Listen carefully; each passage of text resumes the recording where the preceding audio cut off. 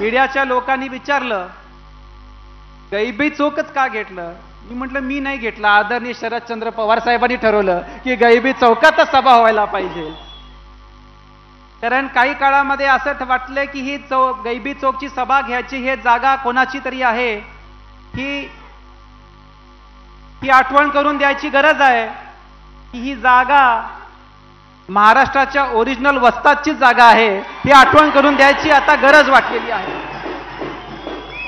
साहेब बऱ्याच सभा आम्ही घेतल्या, एवढ्या मोठ्या संख्येमध्ये लोक कधी आली नाही. गाडीमध्ये मी सांगत होतो कधी पण सभा झाली गडिंग्लजची लोक बिचारी शेवटी द्यायची. ही पहिली सभा आहे आपल्यामुळं की कागलच्या आधी गडिंग्लज आणि उत्तरची लोक आलेली आहेत, हे पहिल्यांदा मला बघायला मिळते. नंदाताई आणि रामराज पण इथं आहेत आणि ही मला आवर्जून उल्लेख करायचा आहे. आपण जेव्हा हा निर्णय घेतला, हा कागल गडिंग्लज उत्तूरच्या भविष्यासाठी घेतला, याच्या येत्या काळाच्या परिवर्तनासाठी घेतला.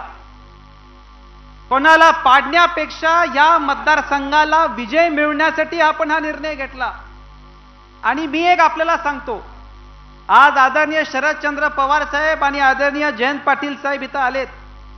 या सगळ्या प्रक्रियेमध्ये मला VB पाटील साहेबांचाही आभार व्यक्त करायचे की त्यांनी फार मोठी भूमिका घेतली आणि आमचे शेजारी असलेले स्वर्गीय सप्रे साहेब त्याच्यामध्ये होते, त्यांचाही मला इथं उल्लेख करायचा आहे.